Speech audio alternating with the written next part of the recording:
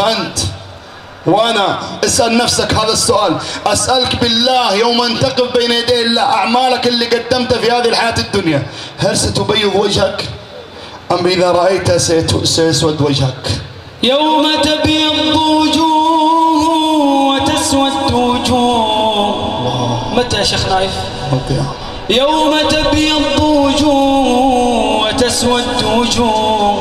أعوذ بالله السميع العليم من الشيطان الرجيم. يجي الصالح يلقى الصلاة، يلقى القرآن، يلقى التوبة، يلقى الملتقى هذا، يلقى بر بوالديه، يلقاه قدام وجهه. لما نشوفه قدام وجهه يبيض وجهه، يبيض وجهه. ويجي الثاني يلقى حفلات الكريستال، ويلقى الشراب، ويلقى ارقام البنات، ويلقى المقاطع، ويلقى الروابط، يسود وجه هذا. فأنت وأنا اسأل نفسك هذا السؤال. أسألك بالله يوم أن تقف بين يدي الله أعمالك اللي قدمتها في هذه الحياة الدنيا هل ستبيض وجهك أم إذا رأيتها سيسود وجهك؟ يوم تبيض وجوه وتسود وجوه. متى يا شيخ نايف؟ يوم تبيض وجوه وتسود وجوه.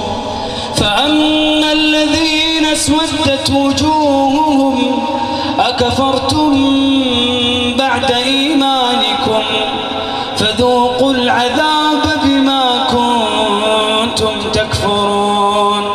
وأما الذين ابيضت وجوههم ففي رحمة الله.